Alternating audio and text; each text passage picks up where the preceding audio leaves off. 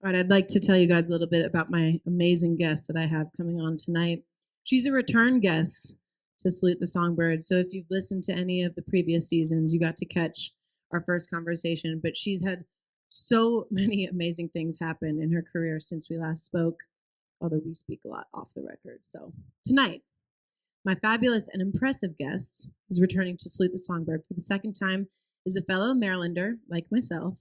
She's toured with acts like Willie Nelson, Bob Dylan, Bob Weir of Grateful Dead, Jason Isbell, Reba. She is a high woman, Gracie Potter, and Megan Thee Stallion, just to name a few. The lineup is as diverse and varietal as she is. She's performed with Beyonce, no big deal, during her Christmas halftime show. She's officially featured as of 2 weeks ago on the Grammy-winning album Cowboy Carter for the song Blackbird. It just won Grammy for Country Album of the Year and for the most coveted Album of the Year. She also released a deluxe version of her debut album, My Stupid Life, The Party I Almost Missed, in September of 24. And she is, like her music, as fun, complex, multi-genre, and full of multitudes. So everyone, welcome to the stage, Brittney Spencer.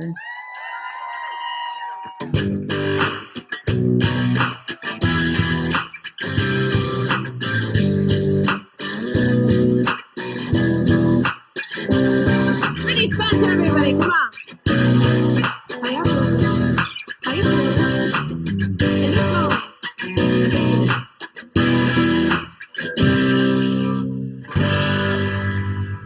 Let's hear it, Chiefs. Come on.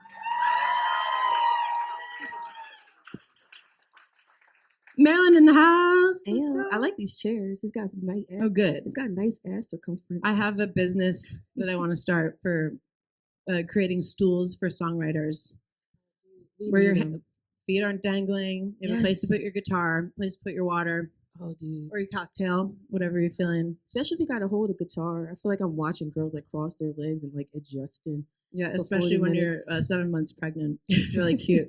You're like, where does David all go? Yes. Thank you for doing this and for coming back on the show. Our last conversation was definitely a listener favorite because you are so real. You're such an amazing artist. You're prolific in your music, but you also know how to speak and speak your truth to who you are. You started off with a radio show with Jesse Scott, WMOT.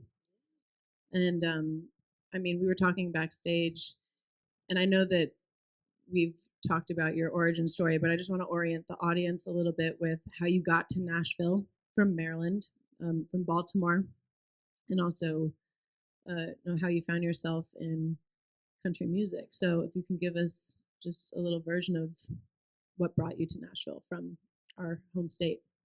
Our home state, Maryland. Gosh, what brought me here? It was hi guys.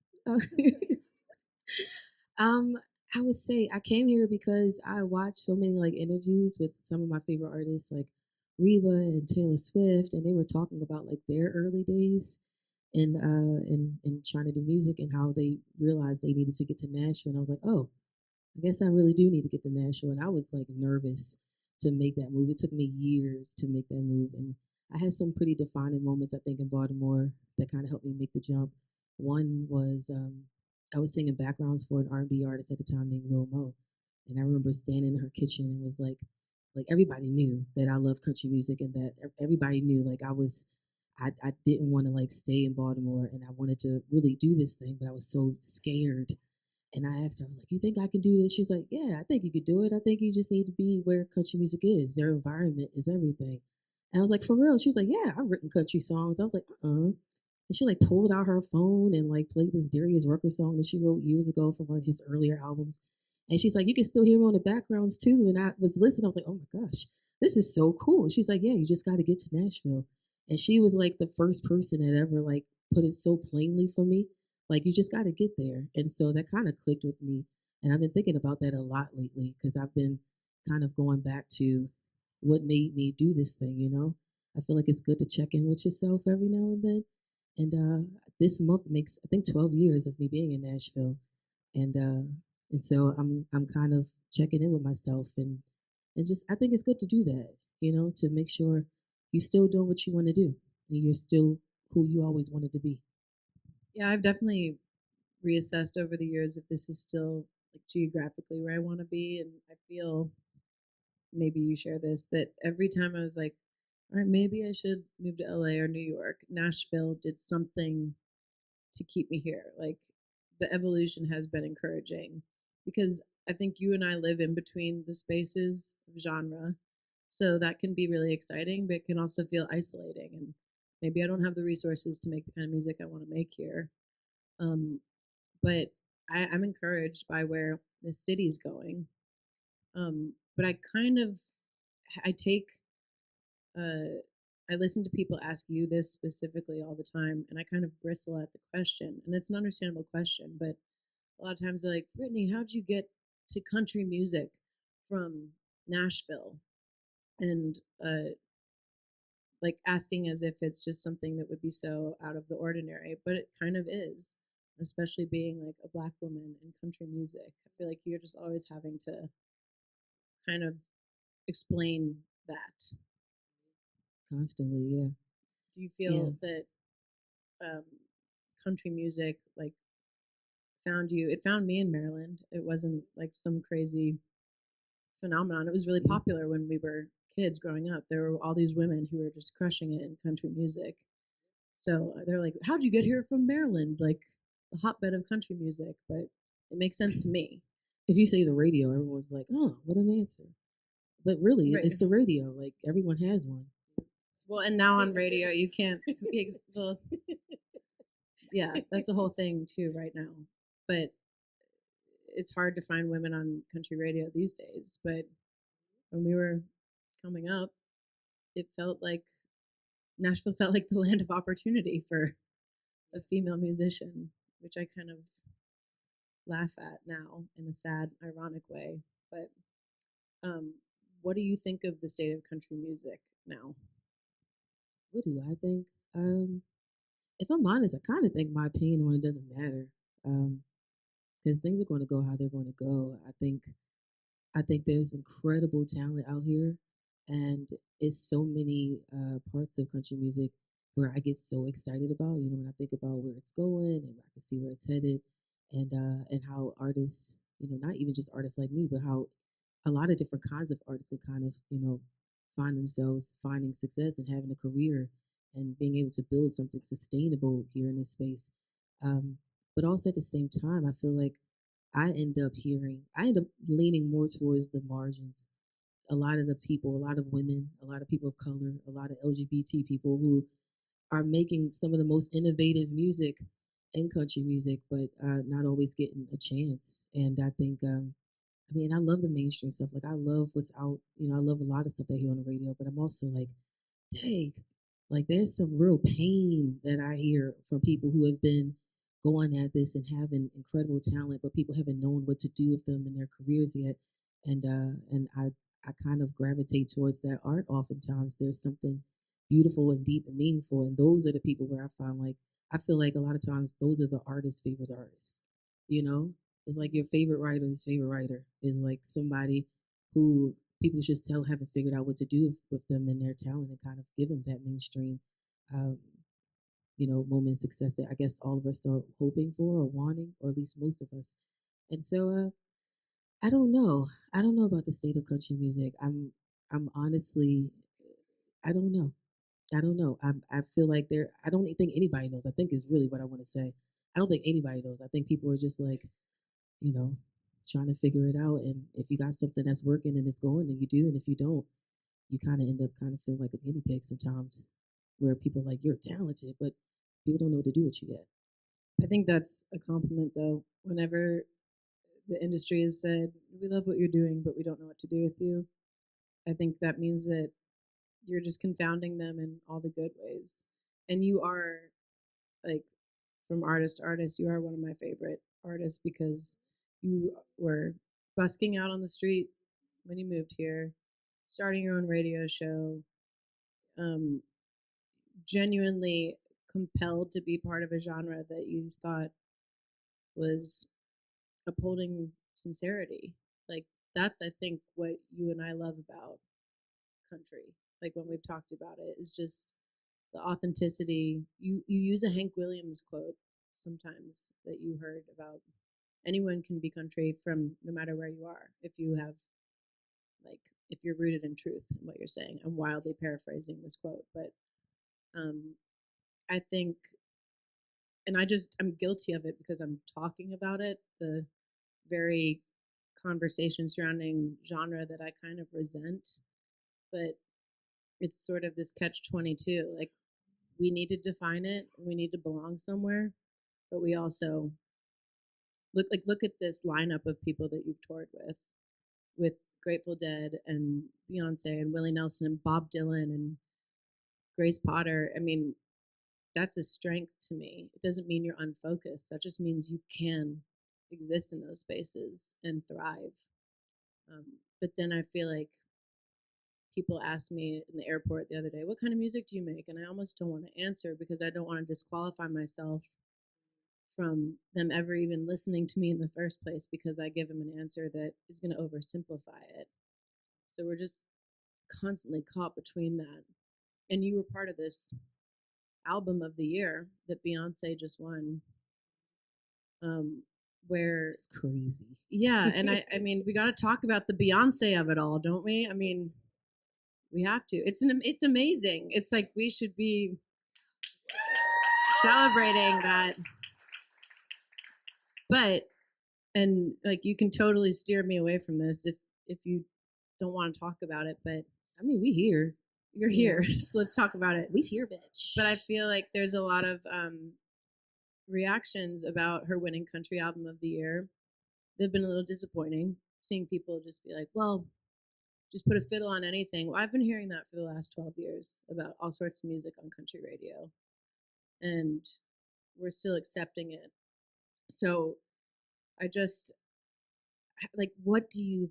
I should have asked you not about the state of country music, but about your idea of genre and what it's like to be an artist like you who can be in all these spaces successfully and feel like it can be your strength to be in those sweet spots where not a lot of people can occupy and take these amazing opportunities, but also feel like that conversation is taking up too much oxygen, like I'm doing right now.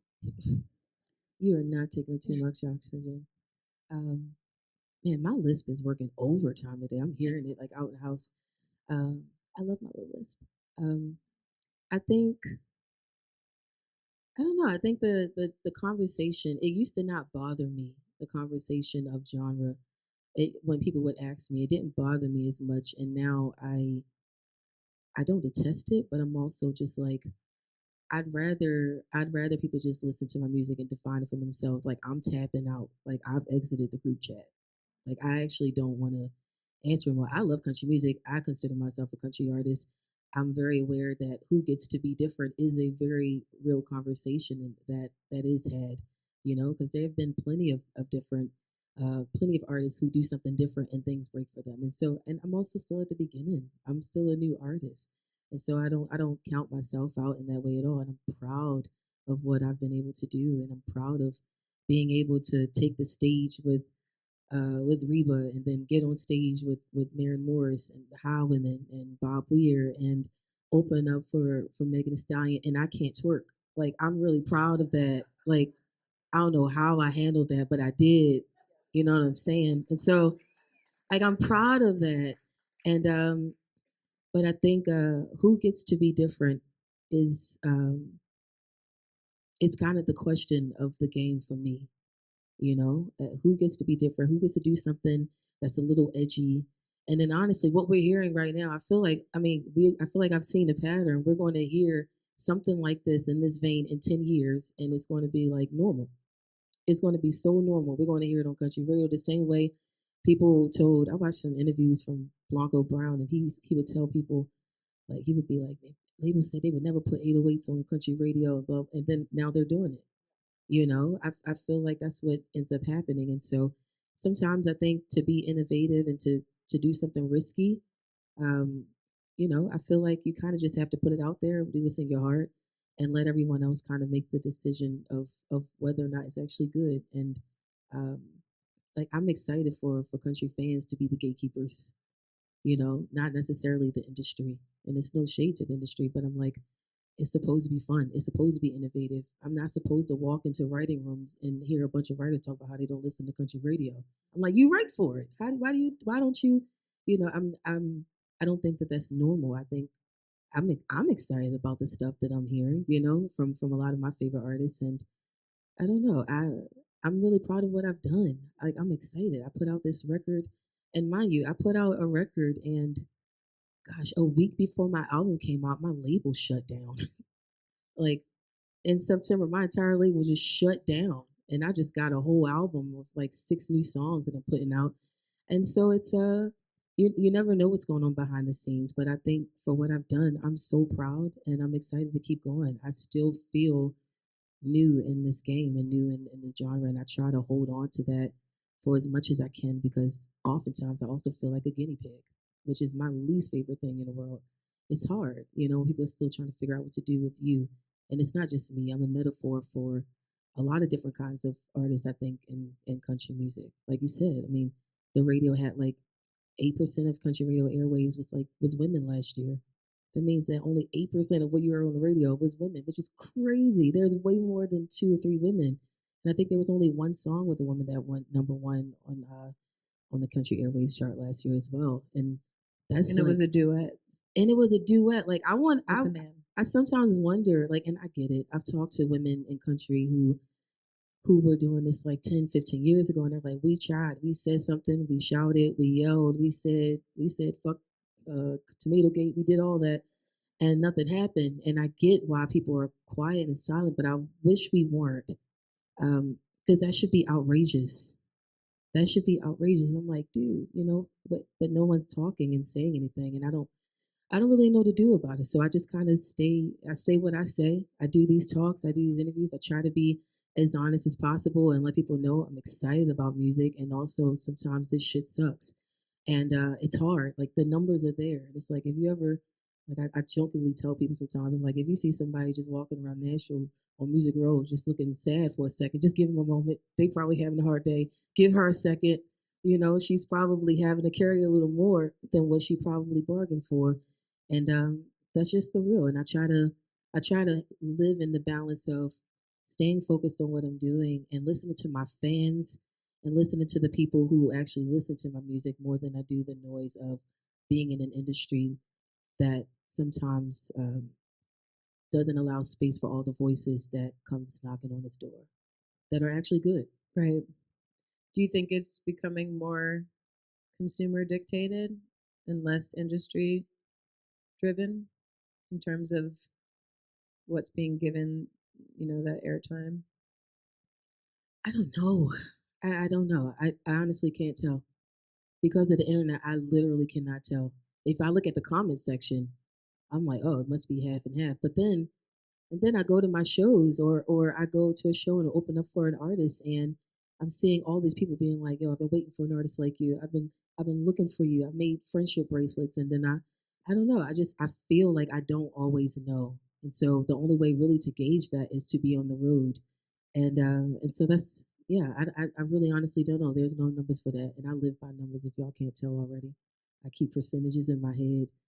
I don't know. It feels like sometimes it feels like it's half and half. I don't have the solution, but I definitely feel the problem, and I don't know what to do about it. Well, I feel like you talked about this just a few seconds ago. You released your album, My Stupid Life, in January. You were with Elektra, had this whole team. They were totally invested in you and your vision. They helped build this music with you. And then this happens in the industry all the time. That label folds, and then you're kind of given to another part of the bigger uh, label. And it's sort of like you hope that they have as much skin in the game as your previous team, and you're kind of left to keep driving that music down the pipeline. You release this deluxe album. You have all these amazing opportunities that are so visible. You crush them, like you sound so good on the Beyonce record, the halftime show. You do NPR Tiny Desk. You're on CBS Saturday morning. You're a star. Like you're just crushing it. And then you still can't translate those moments to quantifiable success all the time, especially when we feel like we've been given to a new entity that's not going to have our backs as much. And this happens in the industry all the time. If it's happening to someone like you who's being given all these opportunities, it's like, sorry, I don't want this to be so depressing, but it's like, where's the access point for anybody who's trying to just get a start and trying to find a company in this industry who's going to really invest in them? And you are just beginning. I mean, you have so much ahead, but they used to develop artists for years, and if that album didn't perform the way they wanted to, they'd stick with them and they'd follow up on the next thing, because that's how you're going to create artists who will have sustainable careers and generate great music. So it's just like hard for me in between some of these moments that just feel like, oh my God, I've made it. I'm performing to Bob Weir or with Beyonce, and then you're home doing laundry on the following Monday. Like, how do you just keep it all? How do you keep that focus and stay engaged with that love of music? I try to remember what the experiences brought me and what it taught me. I feel like for instance, um, gosh, I remember standing like next to Beyonce on Christmas and just feeling more confident than I had ever felt in my life, mostly because I had to be. And turns out I could rise to the occasion. I didn't know, like in my head, I don't think I ever like kind of fathomed that sort of moment happening for me. And but it was in a calm way. It was just like a, you got this, like who you are, like operate out of that. Don't rely so much on what you can do. Come, like let everything pour out from who you are. You know, I think that was something that kind of really pulled confidence out of me, and I hold on to that because the confidence isn't just for that stage, but it's for when I go back home. You know, it's for when I am trying to figure out what I want to do next, and when I'm writing songs, and when I'm creating something, I'm thinking about where does this song go? Who's this for? What do I want to say? What do I want the wardrobe to look like? What do I want the stage to look like? When I'm thinking about all these things, you got to have the confidence to know that whatever it is that you're thinking can actually happen. You know, you got to see it before anybody else can. And I find that to be so true throughout my career, where so many of the things that I'm experiencing, I've had to see it in my head, and I knew that other people around me might not. And I have to hold on to that.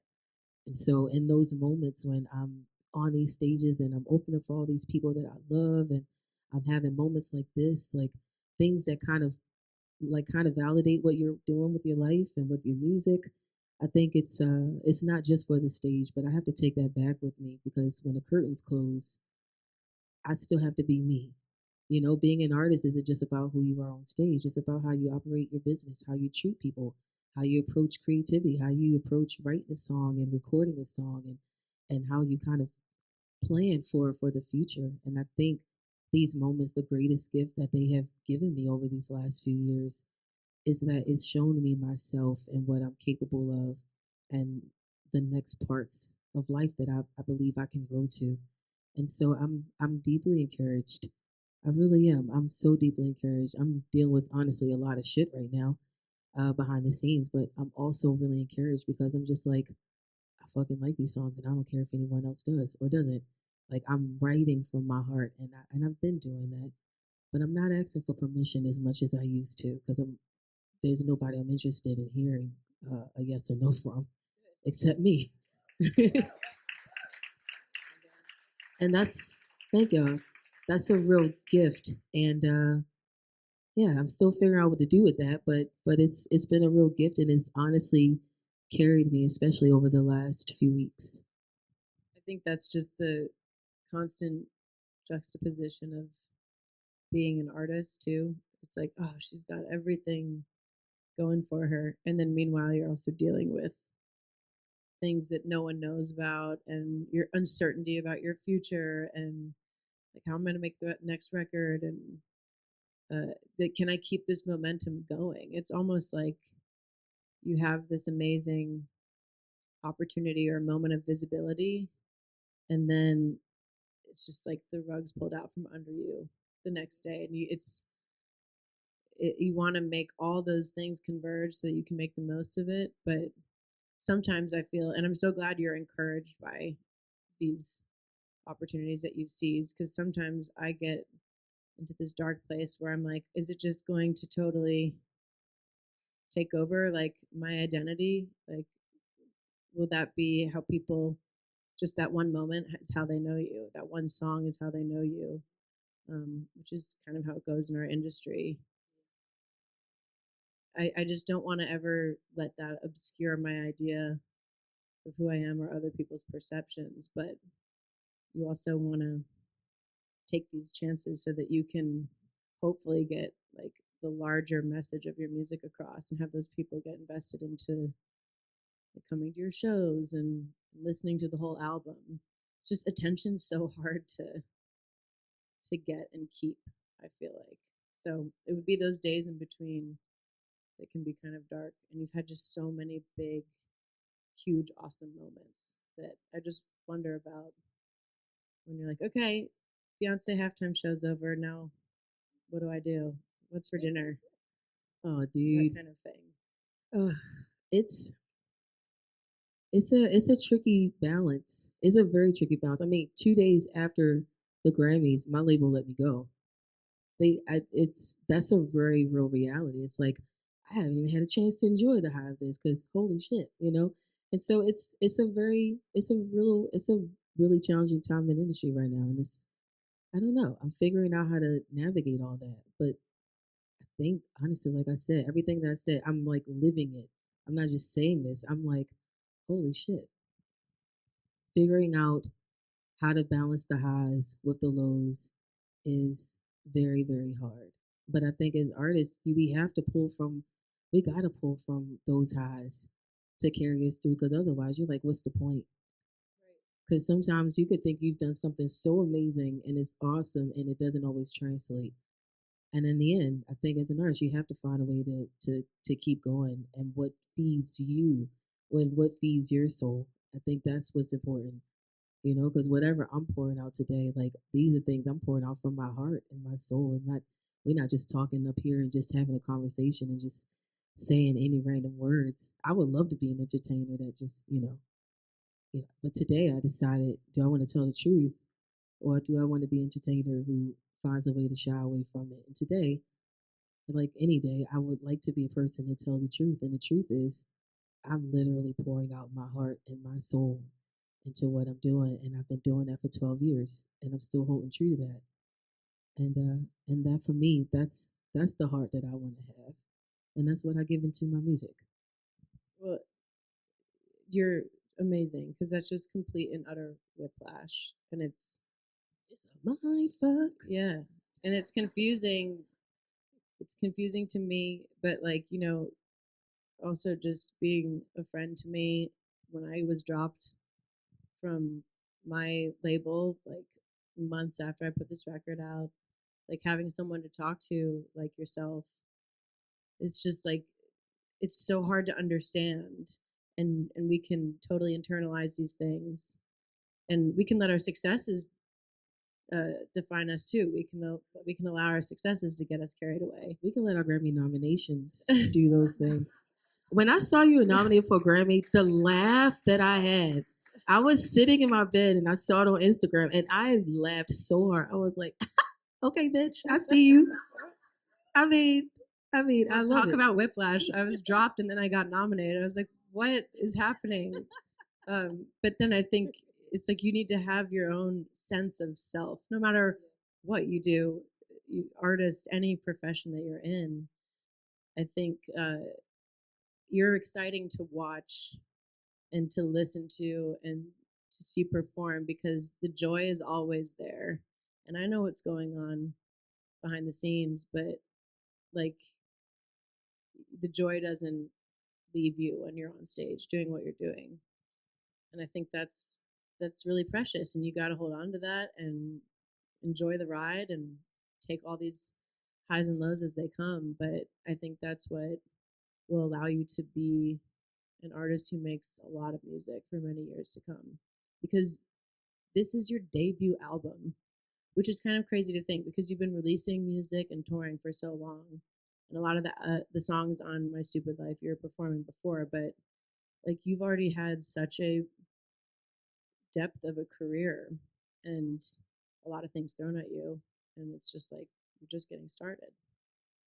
Pretty much. That's what it feels like. I'm excited for what's next. I am. I'm for real excited. I have so much music I want to record. I have so many things in writing. I don't know. I feel like life is giving me these moments where I'm squeezing a song out of this because I need to remember how I felt. Right. Like I need to remember how I felt when the best thing in the world happened with me or to me, and I need to remember how I felt when the What was the carpet. best thing in the world that happened to you? Well, I feel like I've said that about like 10 different things in my career. And now I feel like nobody will believe me anymore when I say it because I'm like, gosh, this is the best thing. Oh, shit. There's something else. Oh, that's the best thing. Oh, wait. No, that's the best thing. That's a good problem. That's a great problem. So, like, the joy that you're talking about, like, it's real for me. I'm like, yeah, some really shitty things have happened, but also some really cool things have happened. Like, I just moved like a week ago and I brought a lot of posters like at shows. Y'all know y'all be at concerts and they'll have like the posters you can get. Well, I be getting them too. I go to the merch stand and I get them, and like I'll sometimes even have the artist, like the headline artist, like sign it for me. Like, Jason, can you sign my little poster? And so like I keep them, and so many of them I haven't even framed them yet. They're still in like the poster. My tour manager, he gets like the, what is it called? The little poster thing where you can like holds it like circle tube. Yes, the tube, the little tube thingy. And like I have so many of them in my house now, and I'm just like, crap, I need to hang these up. And I'm looking at my life, and I'm looking at like my door poster thing that has you know when you have like where your name is, the way they let you know where your dressing room is on tour. And I'm looking at the one I have from when I was on tour with Reba, and she like wrote something on there, and it's like hanging up on my wall, and like I'm like, man, this is crazy. I'm looking at I have my little vinyl player and I was packing it up, and I keep some notes on there. I keep this album that my grandfather made and gave me a few years ago. I keep a note that Reba gave me. I have a few notes that Maren gave me when she gave me some flowers. And I just look at them and I'm like, man, I've had a crazy wild ride, and I don't think this is the end of it by any stretch, but also dang it, I've enjoyed this. Like I've had a great time. I've learned so much about myself. I've learned about other people, and people have been kind enough to invite me into their world. And so I'm like that joy is very real because I have to carry it with me, you know, to the hard parts that people don't always get to see when you're wrestling over words and you don't know what to say, or you're wrestling over this, you're dreading this meeting that you have to walk into, you know, that's going to determine the next course of your career, or I don't know, you're trying to explain your sound to someone in New York. like like that's a real thing. And so I carry that with me. I really do.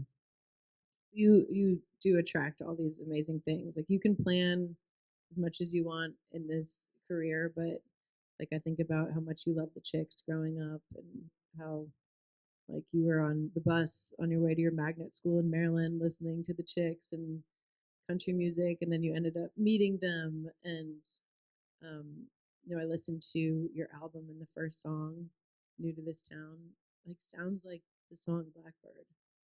It's like It's the same key too. you were like prophetic about that shit. Have you guys heard the first song on her album?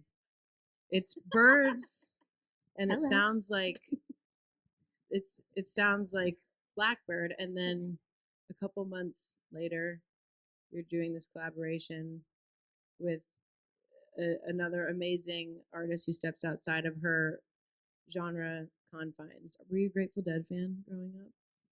No, I was not. That's something that happened like later on in life where I started hearing the music and I started being like, oh man. I grew up in like my family listened to gospel and R&B. I was the one bringing in country. I was the one bringing in, who else did I bring? I brought in Nora Jones. I did. I got my mother into Nora Jones. Yeah, and I got, who else did I get my family into? It was mostly country and like singer songwriter. Like as a teenager, I was like really big on the Chicks, and then I was also like listening to like Christina Perri. I love songs from soundtracks. I was really big into vampire shows and movies because of my sister Whitney. And so when we watched Twilight, I was like, what is this song? A thousand years. I was like, oh my gosh, this is beautiful. And so anyway, I brought all that stuff to my family. I don't even remember what the question was, honestly. I just had to talk Well, about just that you my you family and music. manifested all this. Like, I think keep listening to these things, and you'll probably get called to go do some shows with whomever. But I just thought it was so interesting that that first song on your record was so sonically reminiscent of this opportunity that was just going to come to you down the road that you had no idea or hadn't anticipated at all. I think that's kind of a beautiful thing for someone deserving like yourself. Like we can plan and be like, all right, in 5 years I'll have this many albums out and these are all my goals, but there's so much that you can't account for because of the people that you're reaching and because of the spaces that you're stepping into that it's really exciting. Like I just you never know what's going to unfold. And I think that's what makes you so exciting to watch. This just popped into my head. I had a day off on our way home from Texas, and our bus stopped at like some mall in Arkansas, and I was like, well, I'm just gonna go into the mall. And I looked on the wall, and you had like a whole campaign at Victoria's Secret. And I was like, damn, Brittney, like you looked so beautiful. You were everywhere. I'm like, you just are gonna go into these places and say yes and walk through these doors. Um, that's I don't think that like that's not a small thing. There's not a lot of people out there. Some people might shit their pants if Beyonce calls them and not be able to I go did. answer the call. Yes, and I did. I and also shit my pants with the Victoria's yeah, Secret I campaign. mean, like I was like, I remember being so nervous. Like it was at a time where I started. It was around the time where I started realizing I was like, you know what? I'm just going to start really liking my body and just forget everything that negative that I've ever been told, anything I ever told myself that wasn't right. I was like, you know what? I'm going to like try this thing because I don't. If you guys have been around since the very beginning, I used to only wear dresses when I sang, and it was because I was so subconscious. Like I was scared. Like I was like I don't know. I was like scared of my body or something like that. And so it was. I ended up not wearing a dress one time. I remember I was on tour with Brett Eldridge, and they lost my luggage.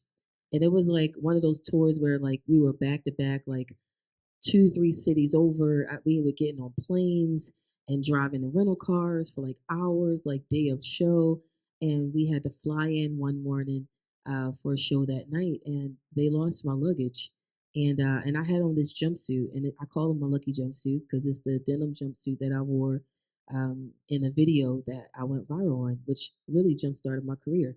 It was when I posted a video of me singing "Crowded Table" by the Highwaymen, and I was wearing that jumpsuit just to go to the airport that day, but it wasn't what I was planning to wear because it wasn't a dress.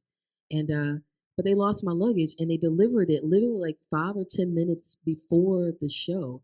And so I had to just kind of wear my jumpsuit, and I just opened up my suitcase, grabbed some high heel boots, and went out and sang. And then I looked at the videos, and I remember feeling so subconscious the entire time that I was singing. And then, fans are so kind. Thank y'all so much for taking videos of us at shows. You have no idea what it means because on that day, I was racing to my phone. I was like, what did I look like? And I was like, oh, this is cute. I was like, why have I not, why have I been hiding this whole time? And so from that point on, I decided I didn't want to hide them when I was going to start wearing what I usually wear off stage to kind of dress it up, which is for me, I love jumpsuits and I've always loved bell bottoms. And so I was like, you know what? I'm just start wearing bell bottom jumpsuits on stage. And it was around that time when the Victoria's Secret campaign offer had came through, and I remember, I remember in that video shoot or in that photo shoot rather, I was so nervous. But then something, I don't know, something just kind of broke. I walked in and I kind of expected it to be like America's Next Top Model. Like I expected chaos. I imagined like as soon as they opened the door, I wanted to see somebody running around like, "Where's my coffee?" And that didn't happen. Everybody was just mad chill. And I was like, this is not what I saw on TV.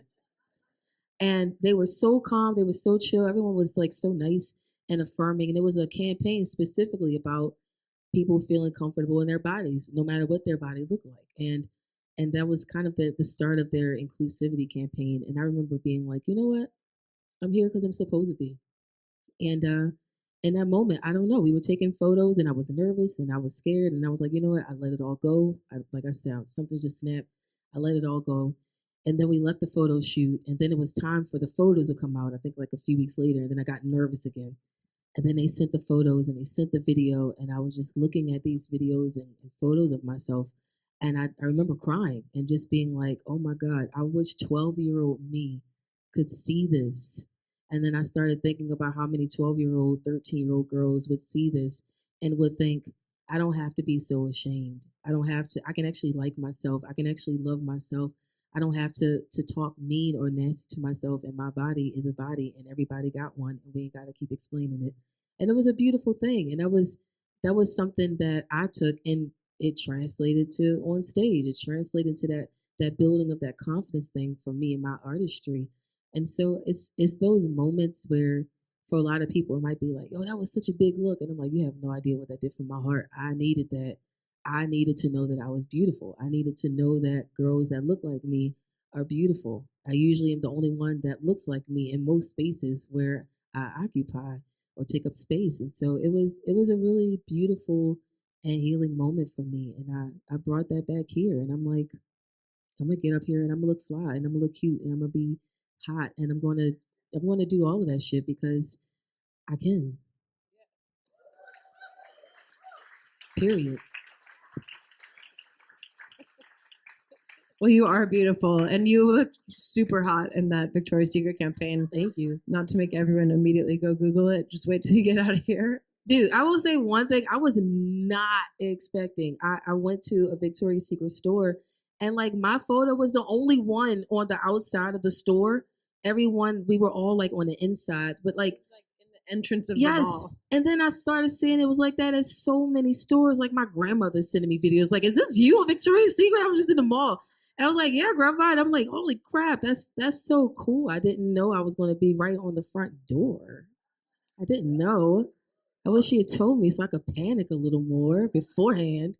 I think that's a really great microcosm for just a lot of the facets of your career. It was something that kind of scared you at first, and then not only did it turn out absolutely beautiful, but then it empowered you. It made you want to go delve further into your fashion. And I mean, you're definitely known for the things that you wear, but I feel like that's just going to be mirrored in your music. You know, you take on these big, exciting challenges and you will succeed with them and then excel. And I'm just really excited to watch you continue to do that. It certainly made my day, my boring day off, very exciting and fun when I saw that at the mall. So I'm so glad my thank boobs you could do for that for you. Yeah, and your music does it for me. Not on more than just my days off. I want you to do some singing for everybody. Play some music. Let's do it. Cool. And I like to end on a happy note because this is just a conversation with all my favorite women in music. What's your favorite part about being a woman in the industry? My favorite part. Favorite part about being a woman. I have a few, and I don't know how to choose one, but I will say my favorite part about being a woman in country music is the moments where I get to talk to other women in country music. That's probably my favorite part. Um, when we get to understand what each other is kind of doing and facing and kind of encouraging each other, building each other up. I'm a very communal person. Um, I love partnership. I love having friendships with people. I love having discourse with people, and so I find it to be a connecting point in a weird way. I don't know. Do you get what I'm kind of saying? Like it is a weird connecting thing. You know, there's a certain energy.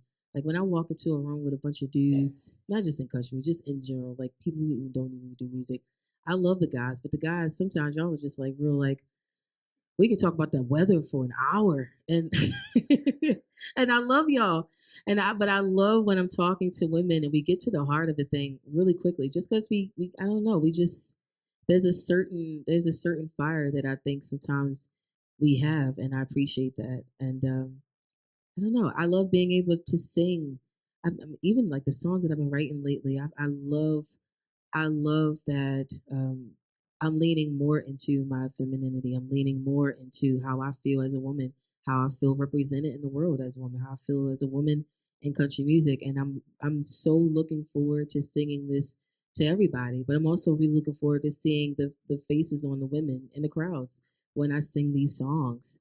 I remember being on tour with Maren Morris, and I remember we were at I think we were at Bridgestone right around the corner, and I think my agent told me that 80% of like some number, some crazy number was like 80% of the people there were women, and they were like, "This is so unheard of," and I'm like, this is amazing. I love it. I think people sometimes think that the country fans don't want to hear women, and I've been on tours where I'm like, I don't know if that's true because I'm just sitting here looking at a Kelsey show. I'm here at a Casey show, at a Mary show, and it's just so many of us. So I'm really encouraged by women who do things that people say isn't possible. Maybe that's my favorite thing about being a woman in country music. Not giving a single fuck sometimes.